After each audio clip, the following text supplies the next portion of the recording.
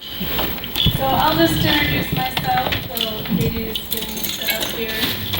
Tlingit Chatna, Yesh, Youth Musao. Tlika Chatna, Ashley McClelland, Youth Musao. Yesh Ayachat, the Pantone, Nachat Pacific. So my name is Ashley McClelland, and I'm working on my PhD at the University of Washington. And I also work with Katie on Marcuse at the Verplank Museum. So this is really a paper based in history, so I won't hold it against you with your eyes closed for a few seconds. It's quite different from the other papers that you've heard today. Tsar Peter the Great began collecting ethnographic material from around the world in late 17th century and used his royal collection to establish Russia's first museum, the Kunstkamera, in 1714. Objects from the Tlingit people of southeast Alaska began to arrive at the Kunstkamera in the late 1700s, a century before the existence of most Western museums. The history of Russian expeditions to Alaska and the formation of the Russian-American Company, which I often refer to as RAC, provide context for understanding the Tlingit objects housed in St. Petersburg's Peter the Great's Museum of Anthropology and Ethnology, the Kunstkamera, also referred to me as MAE. By tracing the history of the Tlingit and Russian interactions, one is able to learn from the different methods Russians used to acquire Tlingit objects and how the events on the coast directly influenced the type of objects they collected.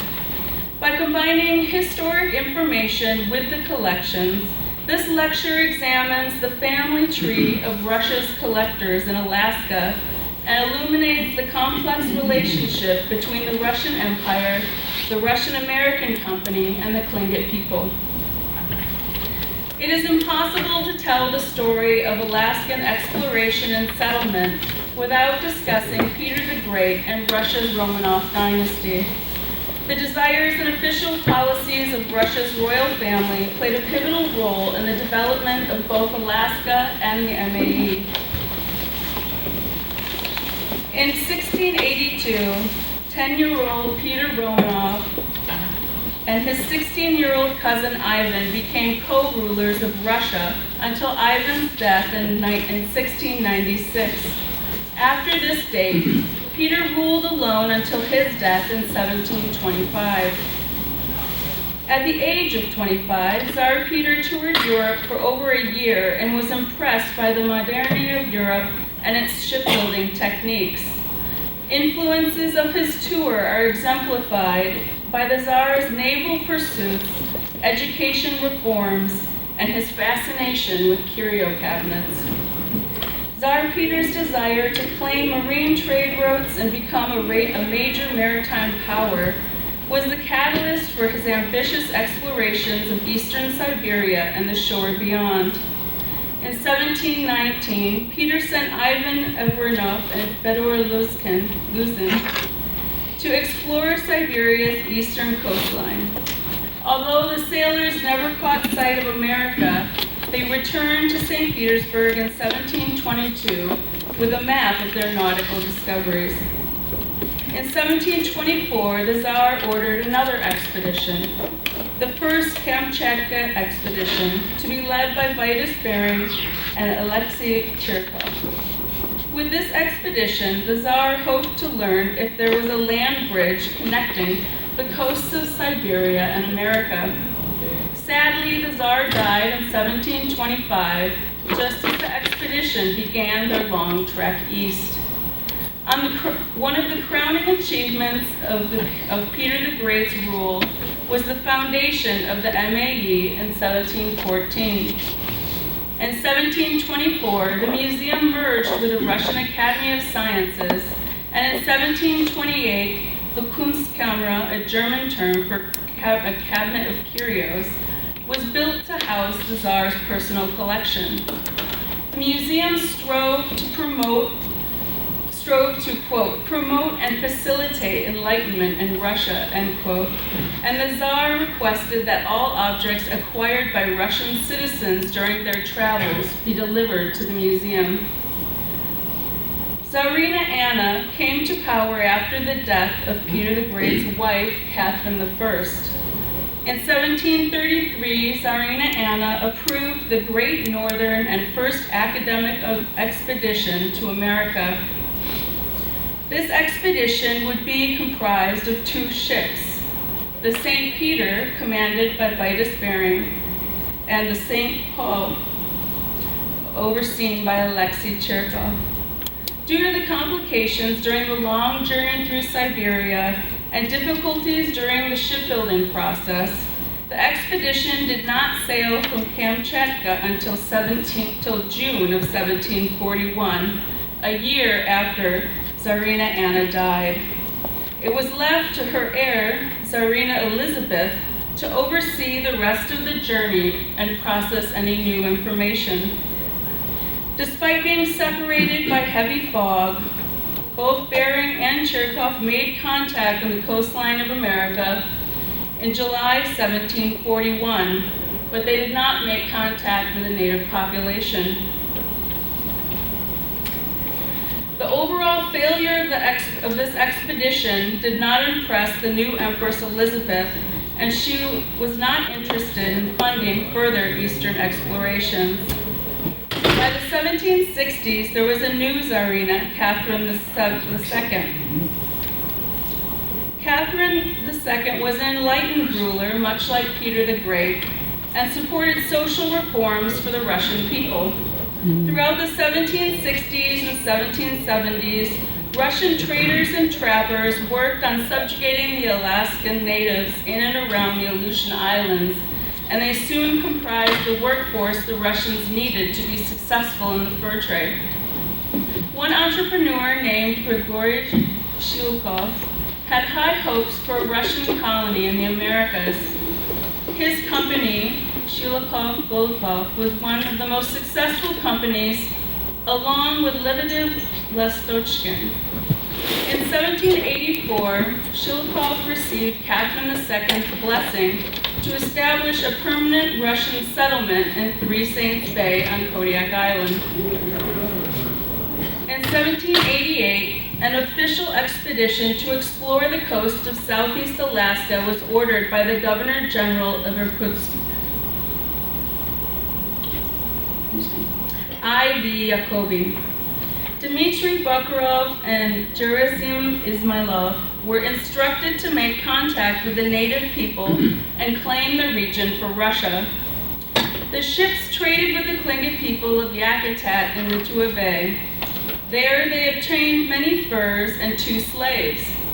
During this exchange, Bakharov and Ismailov acquired some of the most important Tlingit ethnographic objects owned by the MAE, 4 full-size raventail robes.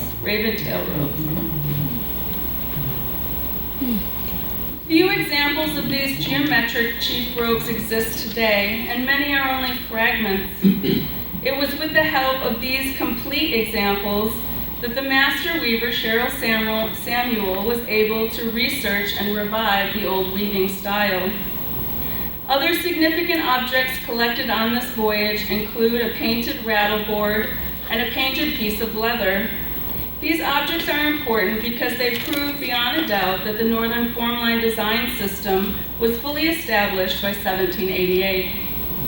The next collection of Tlingit items occurred quite by chance in June of 1792. A trusted employee of the Shilkov-Golikov Trading Company, Alexander Baranov, was in Chugach territory with a large group of native hunters when they were attacked by a Tlingit Eyak war party. These warriors were on their way to raid the Chugach people in retaliation for past grievances.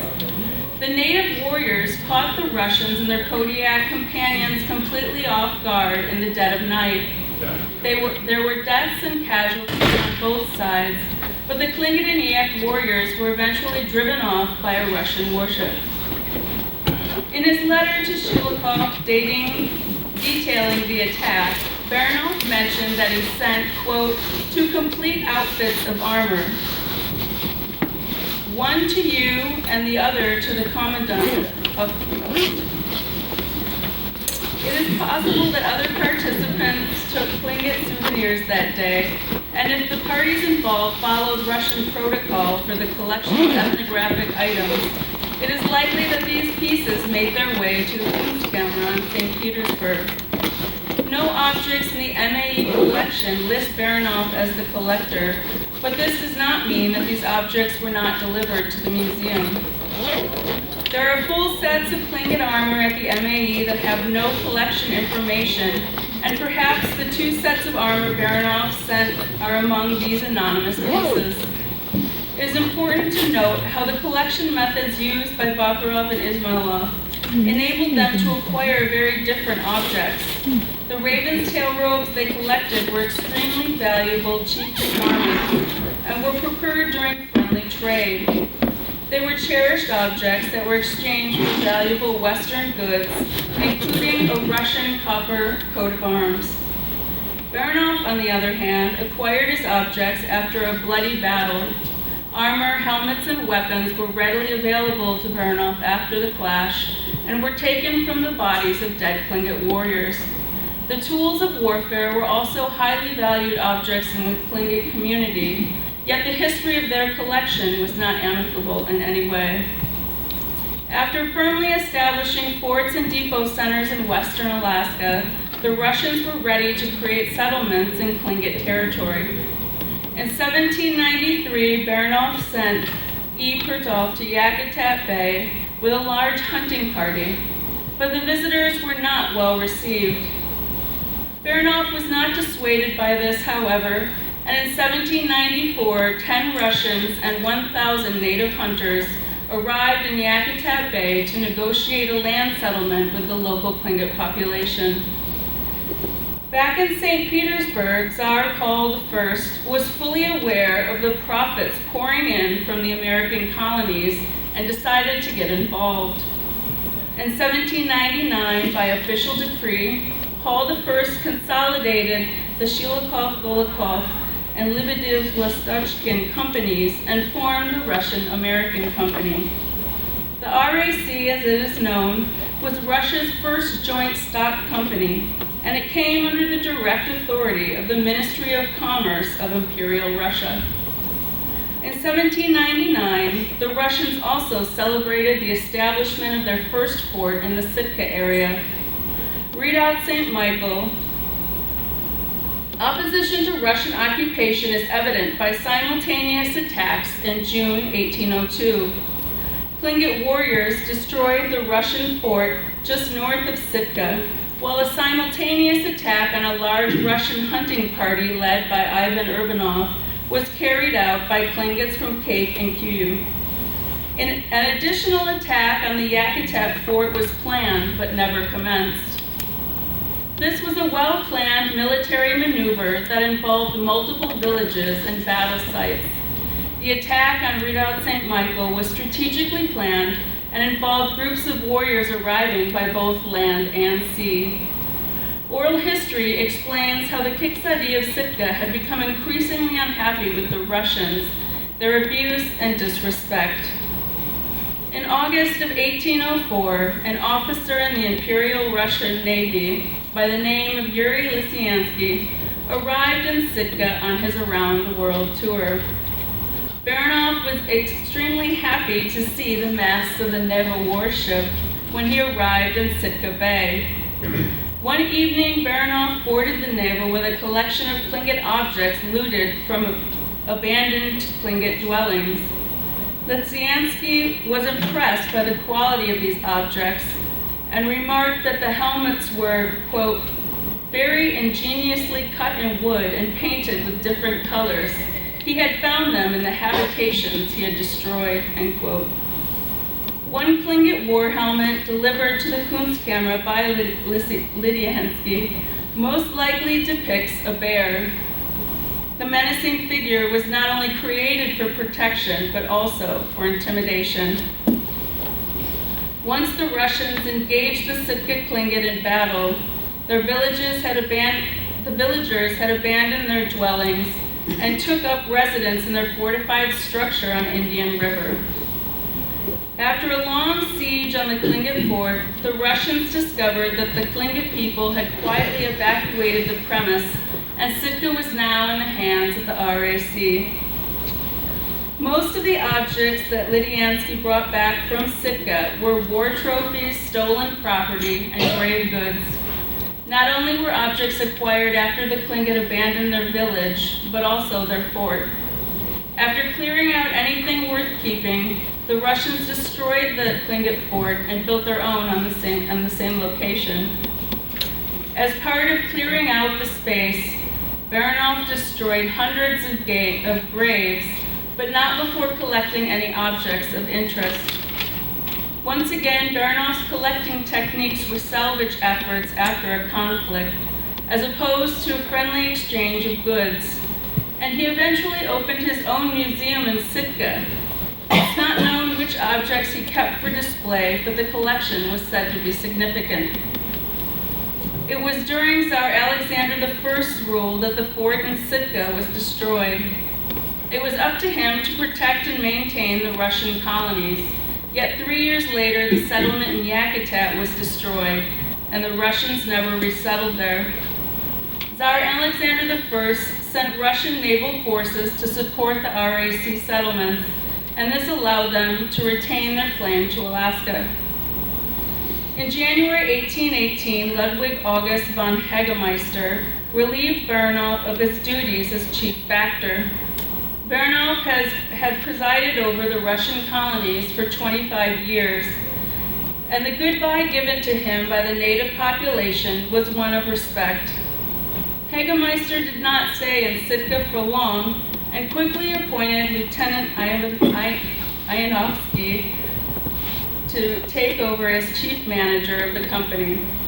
Despite his short stay, Hagemeister delivered some Tlingit objects to the Kunstkamera, including an exquisitely crafted set of 45 gambling sticks. It is unknown exactly how Hagemeister procured his objects, but judging by the type of objects he collected, they were most likely acquired through a mutual exchange. Vasily Golovin, sorry with these Russian names, it's easier to read them in Russian than English. Golovin and Fyodor Lipki were also sent to the colonies that year with instructions to investigate the employees' interactions with the native population. Golovin and Lipki stayed in Sitka for 3 weeks and had many peaceful interactions with native traders on their ship. It was probably during this exchange that Golovin and Lipki collected some Tlingit objects that found their way back to the Kunstkamera. One such object is a rare raven dagger headdress. The wood dagger perched upon an armature is a realistic depiction of a Tlingit dagger and was probably worn by a shaman. 1818 was a year of great change for the RAC, as it was now owned by the Tsar and subject to his rule. Numerous seamen arrived in Sitka, including a succession of company managers and governors. Ivan Kuprinov ran the RAC from 1835 to 1840, and during this time he collected many Tlingit objects. His collection is of interest because of his ability to find older objects such as this hammer and projectile point. The prolific collector Ilya Voznensky arrived in Sitka just as Kuprinov was ending his term. Voznensky was an employee of the Academy of Sciences and was hired to systematically collect indigenous objects from North America between the years of 1839 and 1849. During this time in Russian America, Voznensky amassed one of the largest Russian collections of American native objects, 1,000 in all. It is said that during this time he also made a duplicate collection for the Nouveau Archangel Museum in Sitka. A Tlingit model canoe collected by Voznensky in 1841 or 1842 demonstrates the fluidity of the formline design system and the skill of the artist. At this time, Voznesensky also collected a stunning anthropomorphic Tlingit war helmet whose vertical hairstyle is extremely similar to the figures in the canoe. The materials on the piece acknowledge the high status of its previous owner, including California abalone inlay for the eyes and operculum shells for the teeth. Voznesensky collected a wide variety of Tlingit objects, and it is plausible to think that he acquired them through fair trade. As Tlingit society continued to absorb Western influences, the culture changed drastically. Some Tlingit families had to sell heirlooms to support themselves, while other individuals sold items for less noble reasons. In St. Petersburg, Voznesensky's scientific prowess was greatly celebrated. His collection records were meticulous, listing each object's name, its use, and its materials. This level of information is unusual for the time and makes Voznesensky's collection a good candidate for scholarly research. During Mikhail Tibbetnikov's term as governor of Russian America, he maintained a healthy trading relationship with the local native population. Over the years, Tibbetnikov was able to build a modest collection of Tlingit ethnographic material. Some of the Tlingit objects collected by Tibbetnikov include shaman's regalia and pieces of armor.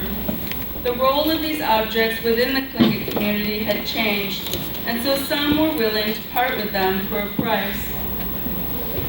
A shaman's mask procured by Tibbetnikov is a beautiful example of Tlingit three-dimensional art. Other objects sent to the Kunstkamera by Tibbetnikov are an intricately carved neck shield used during warfare and an elegant speaker's staff. Peter the Russian was deployed to Russian America in 1848 in search of valuable mineral deposits. While in the Sitka area, the Russian was able to collect some Tlingit material, including a frontlet headdress, a raven rattle, and a beautifully fluted dagger. The sophisticated fluted dagger collected by Doroshin was most likely a prized possession. This object was obviously forged by a talented and well-trained native metalsmith. The simplistic anthropomorphic design on the pommel denotes an early manufacture date, and the use of copper as guards increased the value of this weapon. As the Russian colonies entered the 1860s, their ability to make a profit declined, and they soon became a burden on the Russian Empire. Finally, Tsar Alexander II made the decision to sell Alaska. Russia offered the property to the United States, and politicized negotiations took place. At this time, no mention was made of the Tlingit people or their ancestral claim to the land.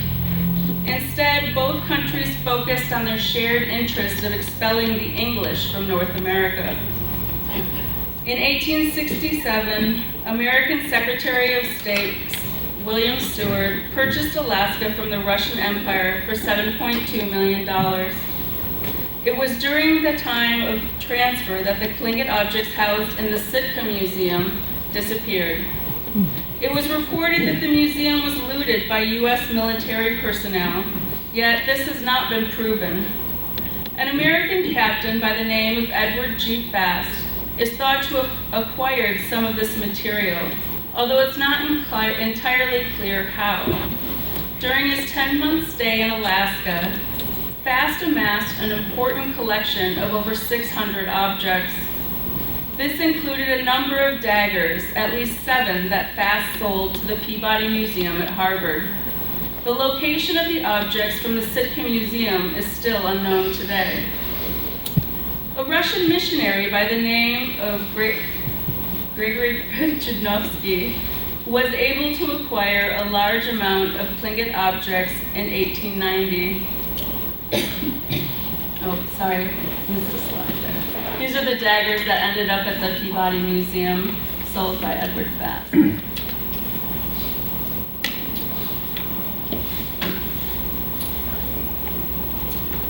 Although Chudnovsky was only in Tlingit territory for 6 months, he managed to collect 96 well-documented objects. Out of 96 artifacts, 67 of these were related to the practice of shamanism. By the 1890s, the practice of shamanism was in decline. This is most likely why he was able to purchase so many sacred objects. The clergy discouraged the practice of shamanism, and a large percentage of the Tlingit population in Sitka had already converted to Christianity. Chudnovsky's Tlingit collection was the last to arrive at the Kunstkamera and signaled the end of Russia's quest for American artifacts. All of the collectors and collections I spoke of today are supplemented by numerous other Tlingit objects at MAE that were collected by unknown seamen, missionaries, and RAC employees. This Tlingit collection is extremely important, and I hope to learn more about it when I conduct more formal research there next summer. Upon my initial visit to the museum in 2012, I was struck by the differences between the Kunstkamera and the Hermitage Museum. Although these buildings are just across the canal from each other, it appears that the former is the ugly stepsister of the latter.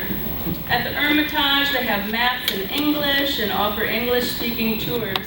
And yet at the Kunstkamera, we were unable to find an employee that spoke or would respond to English, and there did not appear to be any English-speaking tour services. All of the object labels were in Russian and did not provide much contextual information. These factors may be why the Kunstkamera only had a few visitors, as opposed to the Hermitage, which was overflowing with people. Another aspect that stood out was the lack of current display practices. I was surprised to see daggers suspended with wires and nails. The precious raven's tail robes are hanging from the wall directly under the glare of harsh lighting, and I think I saw some nails. It is clear that their constant display has caused some deterioration. Some objects, such as the shaman's apron, are nailed to the wall, and time and gravity have caused the holes to sag. You can see up here. Have caused the holes to sag permanently, damaging the object. It is clear that these outdated displays are due to a lack of monetary funds. However, it's heartbreaking to see such a magnificent collection displayed in such a way. As described in this presentation, the interactions between the Russian Empire, the RAC, and the Tlingit people were intertwined and continually changed throughout the years. Exploring the history of the Romanov dynasty and the RAC demonstrates the importance of blending historic information with museum objects. This technique creates a different level of understanding and is a fundamental part of a cultural object. By creating a contextual framework for the Tlingit collection at MAE, one is able to realize how deeply the historic events taking place on the coast shaped the Russian Tlingit collection. Finished.